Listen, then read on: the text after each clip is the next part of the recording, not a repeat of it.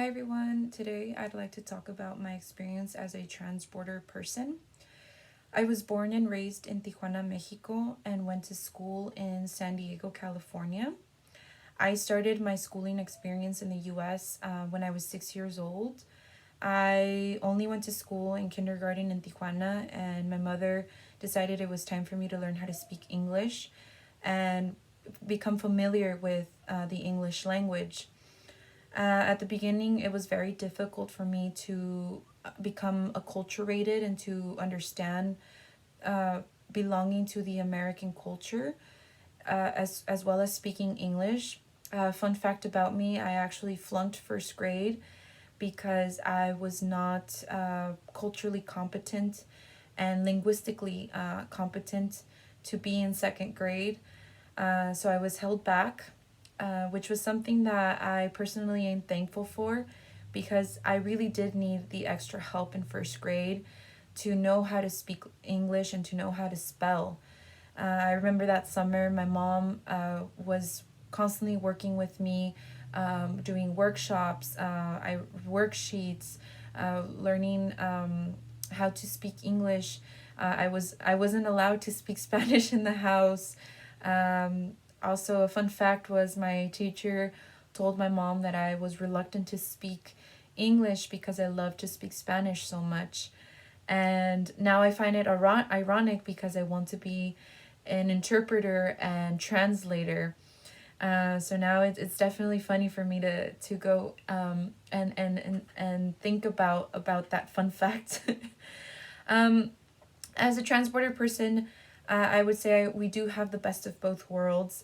We have the opportunities of the United States, being in school, work, and many financial opportunities. Um, and we have also the culture, the Mexican culture, the food, the tradition. However, it does come with its challenges, and these challenges is always waiting for our turn. I have waited up to 3 hours to cross into San Diego, for school, for work, for even shopping. It is a very exhausting. I wouldn't say it's a lifestyle because it's not a lifestyle. We are forced to be this person, to be in this culture. It's definitely something that needs to be talked about more.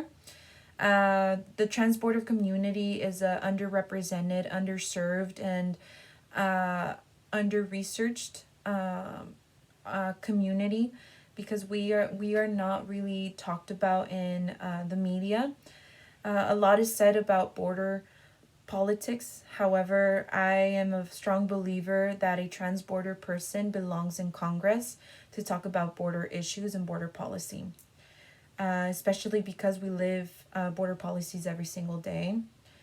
I understand that national security is something to be taken serious. However, border wait times are cruel because most of us are just looking for opportunities for work, opportunities for education, opportunities to have bigger and better things. And I think that having to wait in line 3 to 4 hours is definitely inhumane.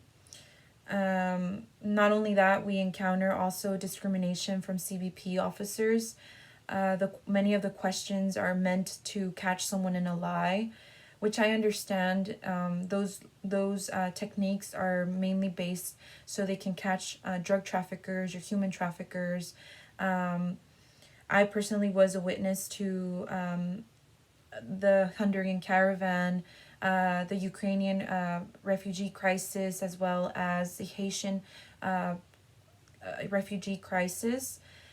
It's definitely something that has marked my worldview, as we do not all have the same opportunities. And I know that being a transborder person is also an opportunity and a privilege that many people would like to have that access to the US. And for me, I personally am very proud to belong in this community and to speak to issues that directly affect our lives. I would also like to talk about two other important factors, such as environmental hazards and our health. I believe that waiting in line and breathing the air that is is constantly polluting because we are around cars um, is definitely something that needs to be addressed, because it is an environmental hazard. Also, another issue that I'm personally very concerned about is radiation. Transporter people go through X-rays every single day, and that eventually will cost us our health.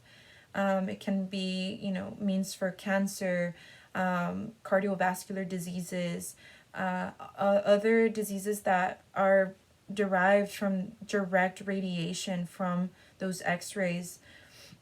And a lot of us also have to endure many challenges, traffic, sitting for long periods of time, also unsteady sleeping patterns, food and drink. We're not able to drink water because we don't know how long we will be waiting. And there is a bathroom, however, it's very far from reach because it's near the border.